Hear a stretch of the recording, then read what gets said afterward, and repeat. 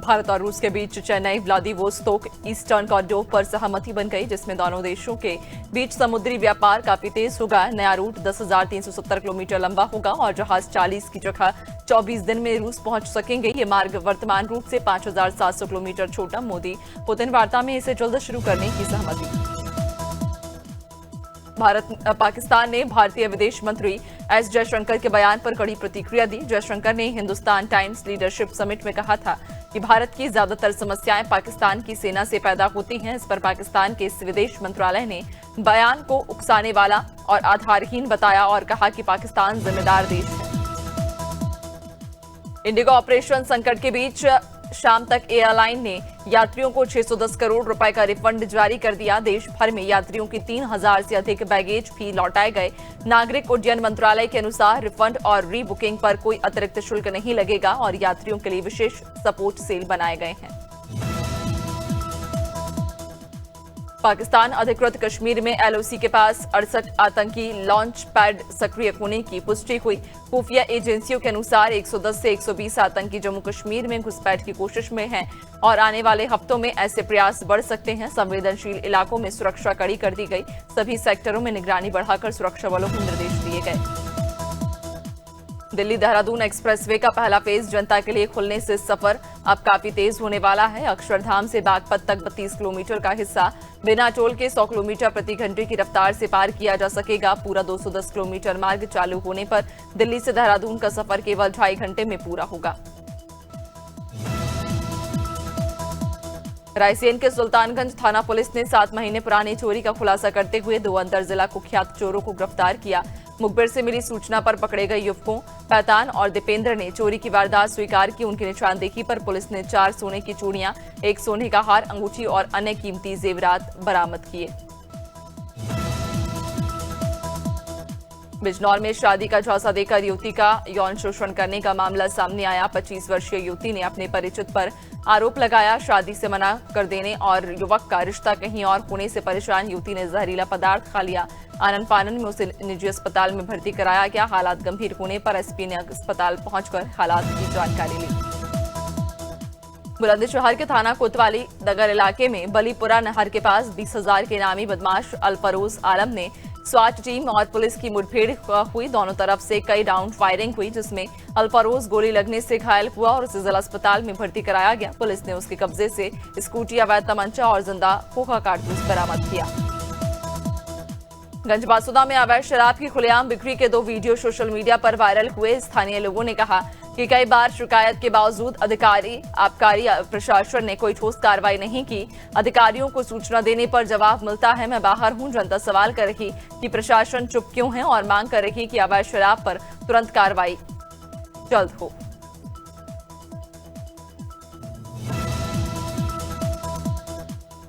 हातोद में आयोजित देपालपुर विधानसभा स्तरीय पत्रकार मिलन समारोह पत्रकारिता जगत के लिए यादगार साबित हुआ। वरिष्ठ पत्रकारों, जनप्रतिनिधियों और समाज सेवियों ने निष्पक्ष पत्रकारिता को मजबूत करने का संकल्प लिया। कार्यक्रम में मोतीमाला और शील्ड से अतिथियों का सम्मान किया गया। पत्रकारों की समस्याओं, संसाधनों की कमी और दबावों पर भी चर्चा हुई।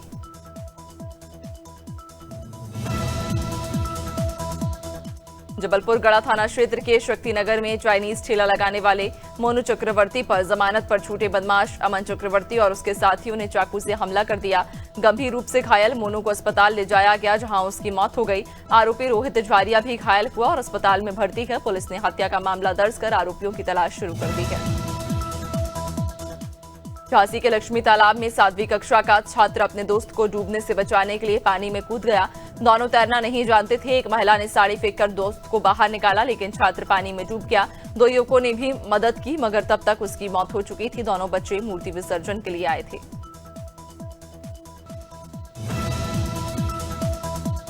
कानपुर के ग्वालटोली में रोहन निषाद पर धारदार हथियार से जानलेवा हमला हुआ। आरोपी आशीष सिंह, जतिन शुक्ला, जयसूर्या और अन्य ने रास्ता रोककर हमला किया। आरोप है कि उन्होंने जाति सूचक गालियां दी और गर्दन में चाकू घोंपने की कोशिश की। स्थानीय लोगों के बीच बचाव से रोहन की जान बची। उसे गंभीर हालत में अस्पताल ले जाया गया। फतेहपुर के खागा कोतवाली क्षेत्र में गौरैया देवी मंदिर के पास तेज रफ्तार कार अनियंत्रित होकर आगे जा रहे कंटेनर में घुस गई। कंटेनर चालक ने कार को लगभग आधा किलोमीटर खींचा। कार सवार 2 लोग गंभीर रूप से घायल हो गए और उन्हें नजदीकी अस्पताल भेजा गया। पुलिस ने मौके पर पहुंचकर क्रेन से कार निकाली और दोनों वाहनों को कब्जे में लिया। लखनऊ के गोसाईगंज मोहम्मदाबाद गांव में किसानों ने खनन अधिकारी अभिषेक पटेल के खिलाफ शिकायत की। अवैध खनन की पैमाइश करने आए खनन अधिकारी ने किसानों से अभद्रता की और उनका फोन छीन लिया, जबकि पुलिस मौके पर मौजूद थी। डीएम के आदेश पर खनन अधिकारी जांच के लिए गए थे, लेकिन उनके कारनामों से स्थानीय किसान नाराज हैं। मंडला के बिछिया वन मंडल में 65 वर्षीय पंचम ध्रुवे पर बाघ ने हमला कर दिया, जिससे उनकी मौके पर मौत हो गई। परिजनों ने वन विभाग और प्रशासन से 1 करोड़ रुपए मुआवजा और परिवार के एक सदस्य को सरकारी नौकरी देने की मांग की।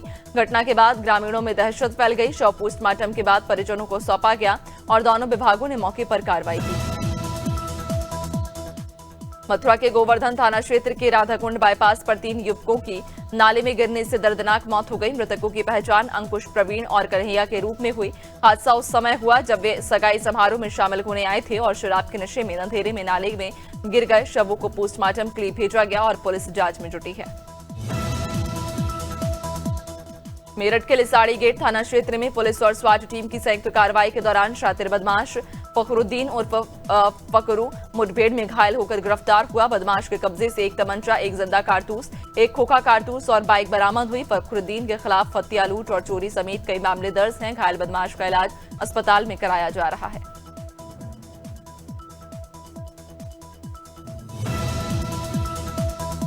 सीहोर के भेरुंडा थाना पुलिस ने लुटेरी दुल्हन गैंग का पर्दाफाश करते हुए रानी नामक महिला और उसकी फर्जी भाभी को गिरफ्तार किया। फरियादी रामबाबू गुप्ता की शिकायत पर कार्रवाई करते हुए पुलिस ने दीपक प्रजापति और दिव्यापति महेंद्र गंधर्व को भी पकड़ा। इनके कब्जे से रुपए, मोबाइल और जेवरात बरामद किए गए।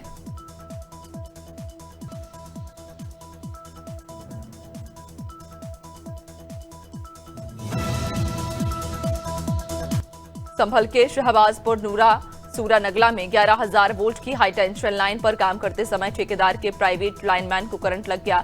करंट लगने के बाद लाइनमैन करीब 20 मिनट तक खंभे से लटका रहा। विद्युत विभाग को सूचना देने के बाद लाइन बंद कराई गई। घायल लाइनमैन को संभल मेडिकल कॉलेज में भर्ती किया गया। हालत न सुधरने पर मेरठ रेफर किया गया। फतेहपुर के औंग थाना क्षेत्र में जयमाला के बाद दुल्हन ने कीटनाशक पीकर दूल्हे से शादी से इनकार कर दिया और प्रेमी से विवाह की जिद करने लगी। फोन पर प्रेमी ने भी शादी से मना कर दिया तो दूल्हे ने बारात वापस ले ली।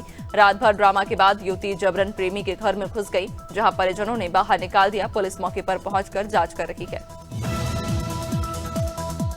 रायगढ़ के छाल रेंज स्थित एंडू संगम नदी के पास बीती रात भोजन की तलाश में एक हाथी गांव में घुस आया, जिससे ग्रामीणों में दहशत फैल गई। बस्ती में हाथी का घूमता हुए दृश्य सीसीटीवी कैमरे में कैद हुआ, जिसमें वो विचरण करते दिखाई दिया। स्थिति गंभीर होती देख पहले ग्रामीणों ने हाथी मित्र दल को सूचना दी।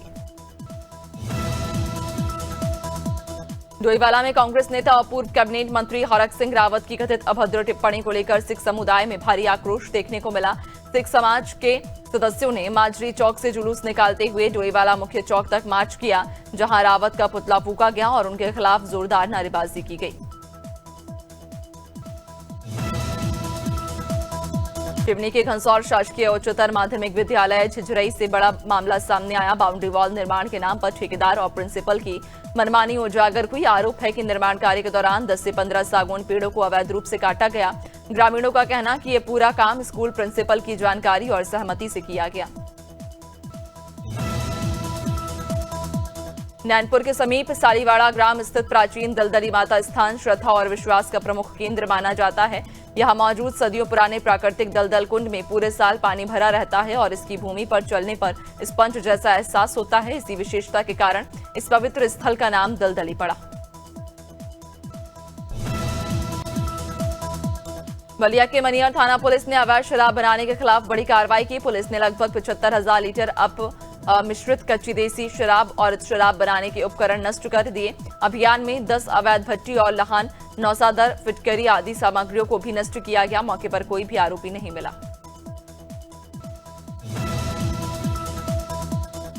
हफ्ते के पहले कारोबारी दिन शेयर बाजार में गिरावट देखने को मिली। सेंसेक्स 100 अंक टूटकर 85,600 के स्तर पर खुला, जबकि निफ्टी 50 अंक गिरकर 26,130 के स्तर पर रहा। सेंसेक्स के 30 में से 11 शेयरों में तेजी और 19 में गिरावट दर्ज की गई। निवेशक इस उतार चढ़ाव पर नजर बनाए हुए।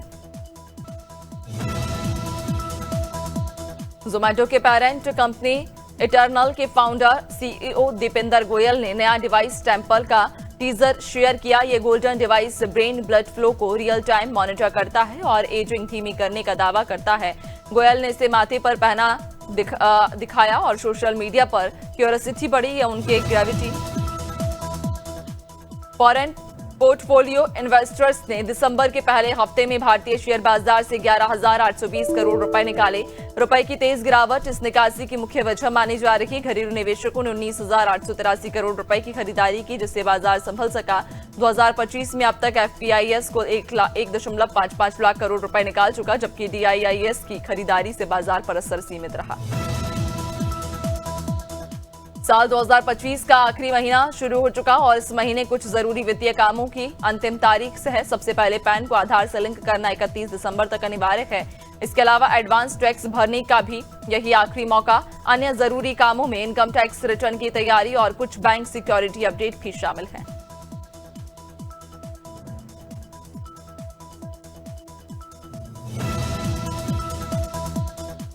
वेकफिट इनोवेशन लिमिटेड का आईपीओ 8 दिसंबर से पब्लिक सब्सक्रिप्शन के लिए खुल रहा और 10 दिसंबर को बंद होगा।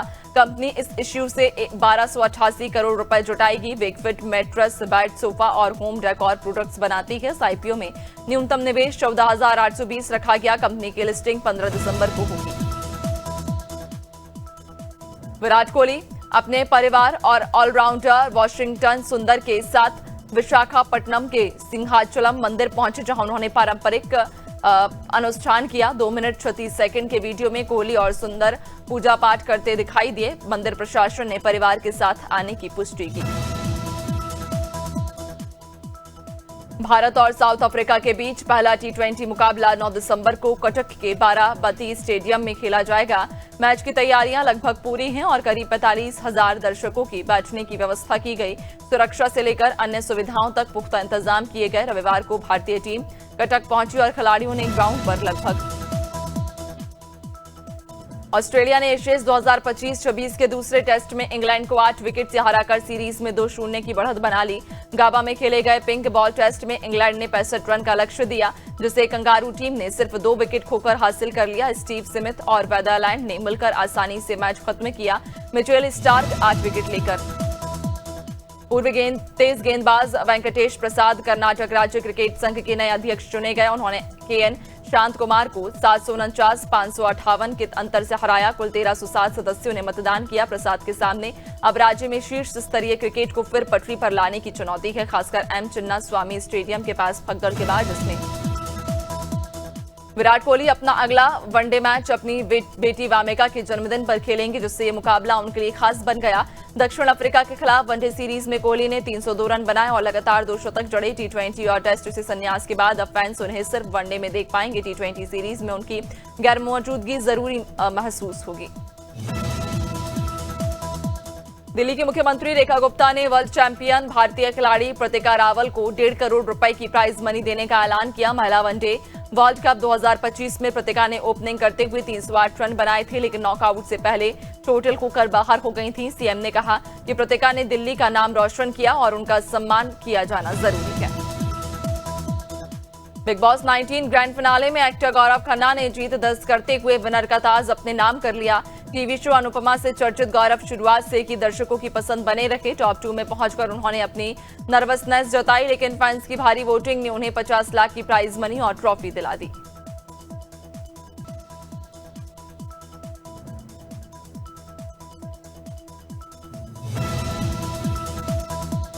60 साल की उम्र में आमिर खान ने तीसरी बार प्यार मिलने की बात स्वीकार की। बर्थडे पर उन्होंने गौरी स्प्रैट अंग रिश्ते की पुष्टि की थी। हिंदुस्तान लीडरशिप समिट 2025 में आमिर ने कहा उन्होंने 2 असफल शादियों के बाद कभी नहीं सोचा था फिर से प्यार मिलेगा। उन्होंने बताया कि गौरी उनकी जिंदगी में शांति और स्थिरता लेकर आई हैं।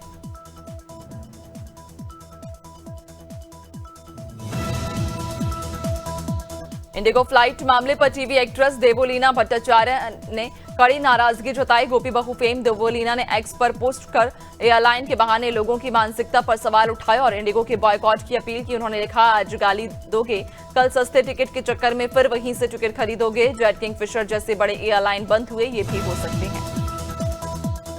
बिग बॉस 19 के फिनाले में अनन्या पांडे और कार्तिक आर्यन ने अपनी फिल्म तू मेरी मैं तेरा के प्रमोशन के लिए सेट पर पहुंचे। दोनों स्टार्स के साथ में ली गई तस्वीरें सोशल मीडिया पर तेजी से वायरल हैं। कार्तिक का स्टाइलिश लुक और अनन्या की क्यूट केमिस्ट्री ने फैंस का दिल जीत लिया। सलमान खान संग उनकी मौजूदगी ने फिनाले का उत्साह दोगुना कर दिया। कैंसर ट्रीटमेंट के बीच दीपिका कक्कड़ ने बढ़ते वजन और अपनी भावनाओं पर खुलकर बात की। उन्होंने बताया कि डायग्नोसिस के समय बेटे रूहान को मां के पास छोड़ना सबसे मुश्किल था। फीड न करा पाने पर वो रो पड़ी। दीपिका ने कहा कि अगर कैंसर है भी तो उन्हें शिकायत नहीं, बस ठीक होना है। उन्होंने माना कि ये शब्द किसी को भी अंदर से तोड़ देता है। मध्य प्रदेश में बर्फीली हवाओं के चलते शीतलहर ने राजधानी भोपाल समेत कई शहरों को प्रभावित किया। भोपाल में पिछले 3 दिन से तापमान 7 डिग्री तक गिरा हुआ। इंदौर, शाजापुर, उज्जैन, धार, नरसिंहपुर और जबलपुर में कोल्ड वेव की चेतावनी जारी की गई। मौसम विभागों ने नागरिकों से ठंड से बचाव के उपाय अपनाने को कहा। रायगढ़ में कड़ाके की ठंड का असर देखा गया। न्यूनतम तापमान 12.4 डिग्री सेल्सियस और अधिकतम 26 डिग्री सेल्सियस दर्ज हुआ, जो 1 डिग्री से अधिक है। हल्की बढ़ोतरी के बावजूद लोगों को ठंड से राहत नहीं मिली। सुबह धूप निकलने के बावजूद ठंडी हवाओं ने दिन भर ठंड का एहसास कराया। डॉक्टरों ने बच्चों और बुजुर्गों को गर्म कपड़े पहनने पर। उत्तर प्रदेश में ठंड का असर बढ़ गया है। पश्चिमी विक्षोभ के चलते पूर्वांचल में शीतलहर और कोहरा छाया हुआ। अयोध्या सबसे ठंडा शहर रहा, जहां न्यूनतम तापमान 5.5 डिग्री सेल्सियस दर्ज किया गया। इटावा में पारा 6.6 और बलिया में 7.4 रहा। अगले 2 दिन में तापमान में और गिरावट की संभावना। रातें ज्यादा ठंडी हो रही हैं। हिमाचल में ऊंची चोटियों पर हल्का हिमपात और मैदानी इलाकों में बूंदाबांदी के आसार। चंबा, कांगड़ा, कुल्लू, लाहौल स्पीति और किन्नौर में मौसम खराब रहेगा। मौसम विज्ञान केंद्र शिमला ने मंडी, बिलासपुर, हमीरपुर, कांगड़ा, ऊना और सोलन में कोहरे का येलो अलर्ट जारी किया। सुबह शाम विजिबिलिटी 100 मीटर से भी कम हो सकती है। उत्तराखंड के उत्तरकाशी, चमोली और पिथौरागढ़ में बारिश और बर्फबारी का अलर्ट जारी किया गया। पहाड़ी इलाकों में पाला गिरने से ठंड बढ़ गई। केदारनाथ में तापमान -17 डिग्री और बद्रीनाथ में -14 डिग्री दर्ज किया गया। मैदानी क्षेत्रों जैसे ऊधम सिंह नगर और हरिद्वार में सुबह कोहरा और धुंध छाई रही।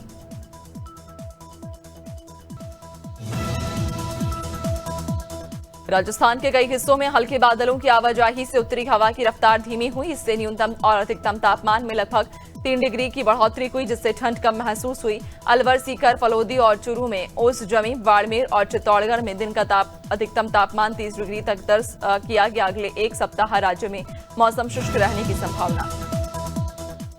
हरियाणा में उत्तर पश्चिमी हवाओं के चलते रातें ठंडी बनी हुई और आने वाले दिनों में तापमान 0 के करीब पहुंच सकता है। मौसम विशेषज्ञों का कहना कि 11 दिसंबर से ठंड और बढ़ेगी। 7 दिसंबर को औसत अधिकतम तापमान 0.8 डिग्री की बढ़ोतरी हुई। प्रदेश का सबसे गर्म जिला नूंह रहा, जहां 26.7 डिग्री सेल्सियस दर्ज किया गया।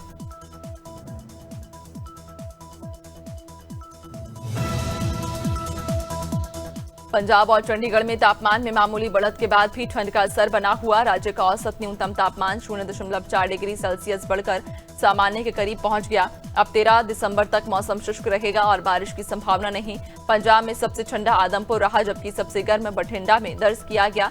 चंडीगढ़ में कोहरे के साथ हवा प्रदूषित रहने का अनुमान है।